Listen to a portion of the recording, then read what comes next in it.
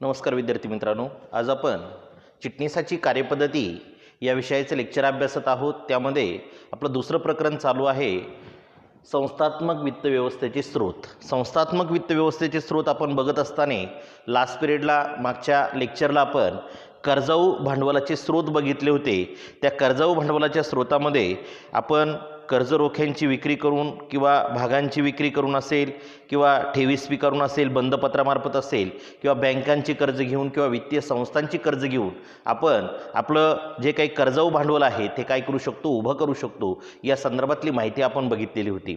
आज आपल्याला बघायचं आहे कर्जरोखे। कर्जरोखे म्हणजे नेमकी काय असतं?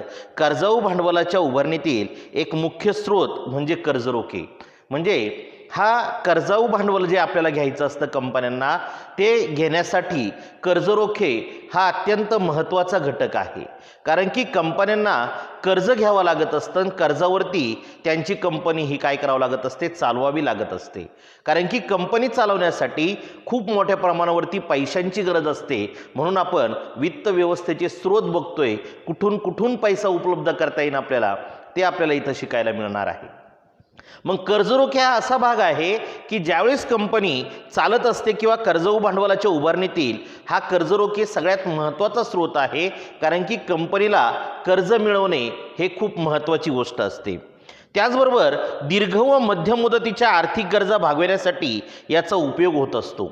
म्हणजे कंपनीच्या दीर्घ मुदतीसाठीच्या म्हणजे लॉंग इन्व्हेस्टमेंट असेल किंवा शॉर्ट टर्म इन्व्हेस्टमेंट असेल, ज्या काही गरजा भागवायच्या आहेत, जो काही पैसा त्यांना लागत असतो, जे दीर्घ कालावधीसाठी इन्व्हेस्टमेंट करण्यासाठी असेल किंवा शॉर्ट टर्मसाठी असेल, कमी कालावधीसाठी असेल, तर त्यांना जो पैसा लागत असतो तो पैसासुद्धा आपण ह्या कर्जरोख्यांमार्फत काय करू शकतो, उभारू शकतो। कंपनीच्या वित्तीय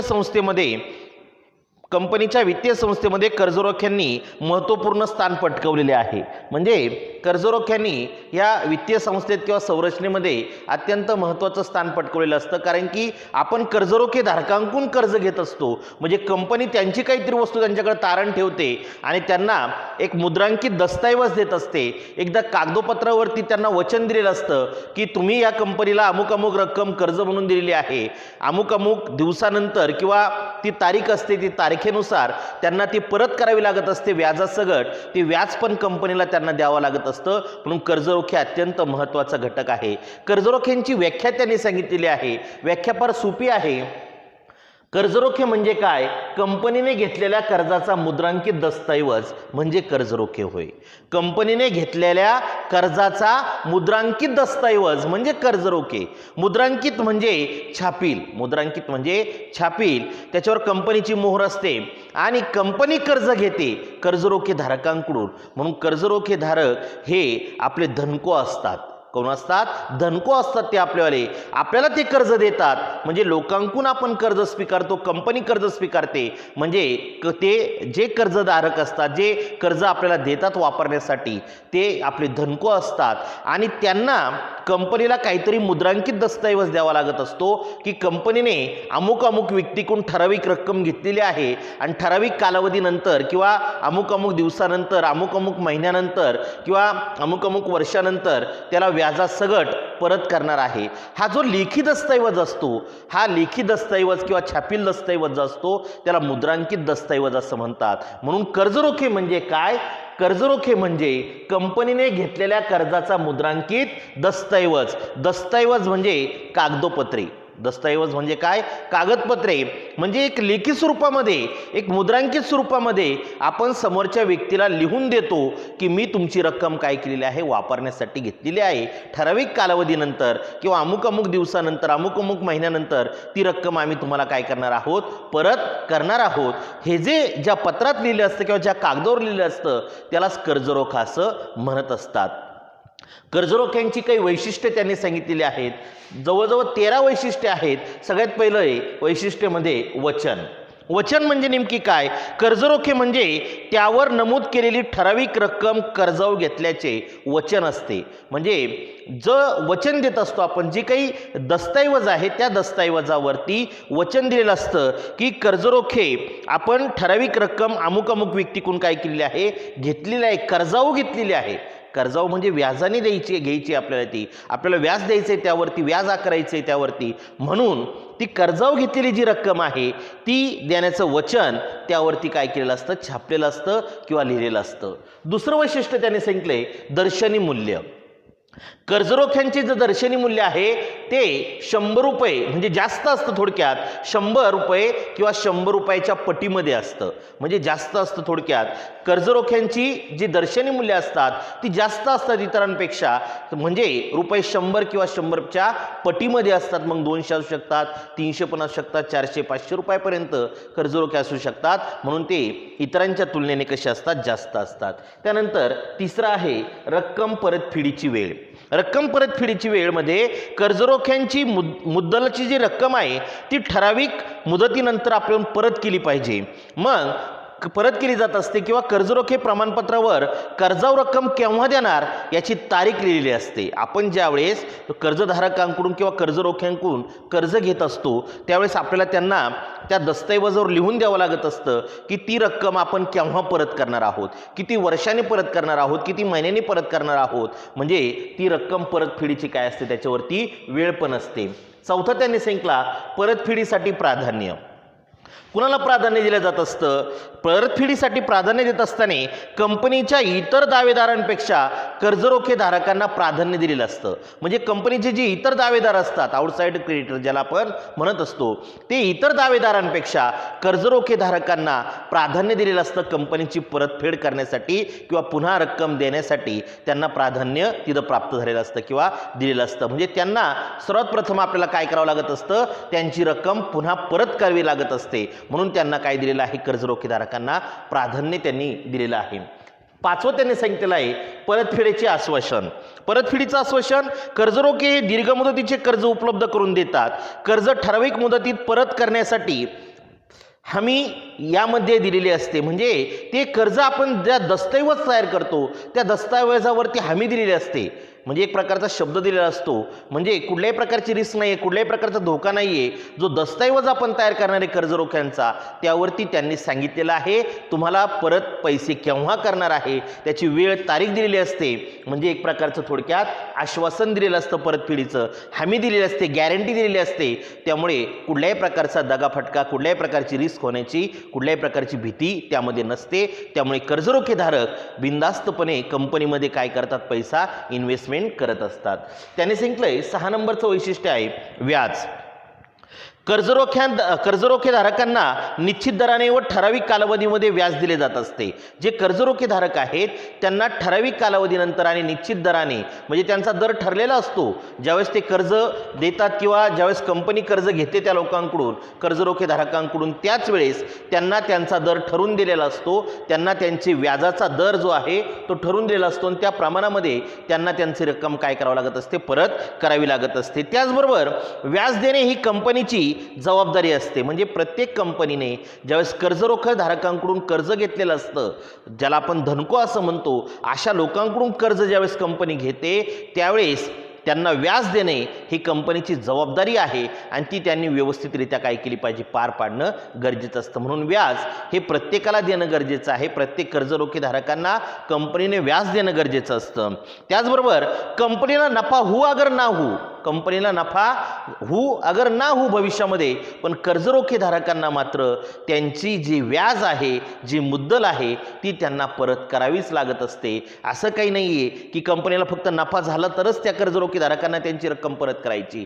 जरी नफा झाला नसेल, लॉस झाला असेल, एखाद्या वर्षी तोटा झाला असेल कंपनीला, तरी पण त्या कर्जरोखेधारकांना त्यांची रक्कम काय करायची, पुन्हा परत करावी लागत असते, रिटर्न करावी लागत असते. मुद्दल प्लस व्याज, जे काही त्यांचा व्याजदर ठरलेला असेल त्यानुसार त्यांना ती रक्कम काय करावी लागत असते, परत करावी लागत असते.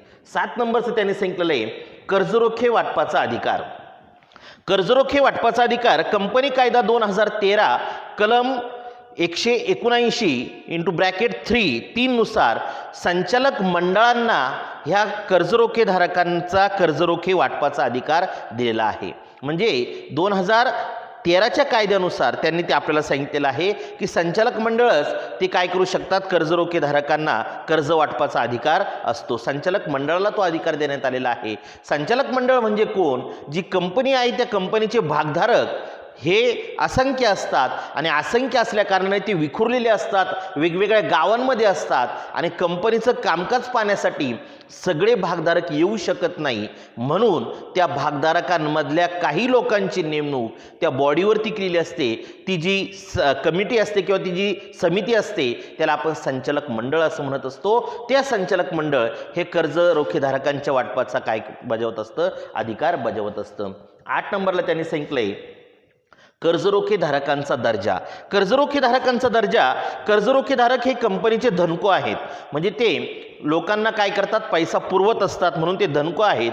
कर्जरोखा म्हणजे कंपनीने घेतलेले कर्ज असून त्यावर स्थिर दराने व ठराविक दराने आपल्याला ठराविक कालावधीमध्ये व्याज त्यांना काय करावं लागत असतं, परत द्यावं लागत असतं. म्हणजे हे जे व्याज आहे हे कर्जरोख्यांची परतफेड करेपर्यंत दिलेलं असतं. म्हणजे आपण जोपर्यंत त्यांचं भांडवल वापरणार आहोत, जोपर्यंत त्यांचे पैसे वापरतोय, तोपर्यंत आपल्याला त्यांना ठराविक दराने ठराविक कालावधीमध्ये त्यांना त्यांचं व्याज काय करावं लागत असतं, परत करावंच लागत असतं. 9 नंबरचं वैशिष्ट्य त्यांनी सांगितलेलं आहे मतदानाचा हक्क नाही. मतदानाचा हक्क नाही म्हणजे नेमकी काय, कंपनी कायदा 2013 कलम 71(2) नुसार कंपनी मतदानाचा हक्क असलेल्या कर्जरोखेधारकांना कर्जरोखेधारक वाटप करू शकत नाही. म्हणजे कर्जरोखेधारक कंपनीच्या साधारण सभेत मतदानाचा हक्क बजावू शकतात. म्हणजे जे कर्जरोखेधारक असतात ते सर्वसाधारण सभेमध्ये कंपनीचा मतदानाचा हक्क काय करू शकतात, बजावू शकतात. पण मात्र कंपनी कायदा 2013 कलम 71(2) नुसार कंपनी मतदानाचा हक्क असलेल्या कर्जरोखेधारकांना कर्जरोखे वाटप करू शकत नाही. त्यानंतर त्यांनी 10 नंबरचं सांगितलं तारण. तारण म्हणजे नेमकी काय, स्थिर भार असलेली मालमत्ता किंवा तरती भार असलेली मालमत्ता तारण देऊन कर्जरोखेधारक सुरक्षित केले जात असतात. म्हणजे कंपनी काय करते, लोकांकडून ज्यावेळेस जे काही धनको आहेत, जे काही कर्जरोखेधारक आहेत, अशा व्यक्तीकडून ज्यावेळेस पैसा घेते त्यावेळेस तो पैसा घेतल्यानंतर त्यांना काहीतरी तारण देत असते, म्हणजे त्यांच्याकडे काहीतरी गहाण ठेवत असते. मग कंपनी काय करते, एक तर फिक्स वस्तू दीर्घ कालावधीसाठी वापरणारी जी फिक्स असेट आहे किंवा तरती मालमत्ता, तरती म्हणजे करंट असेट, म्हणजे fix asset and current asset ज्याला आपण म्हणत असतो अकाउंटन्सीमध्ये, म्हणजे तरती आणि दीर्घ मुदतीची म्हणजे फिक्स असेट आणि तरती म्हणजे ती कमी कालावधीसाठी वापरतात म्हणून त्याला करंट असेट असं म्हणतात. मग ज्या ह्या असेट असतात ह्या आपण काय करू शकतो, त्या कर्जरोखेधारकांना तारण म्हणून काय करू शकतो, ठेवू शकतो त्यांच्याकडे. म्हणून जो कर्जरोखेधारक असतो त्याला काहीतरी रक्कम, काहीतरी वस्तू आपल्याला तारण ठेवावी लागत असते, म्हणून तारण हा सर्वात महत्त्वाचं वैशिष्ट्य आहे. त्यानंतर जारीकर्ते.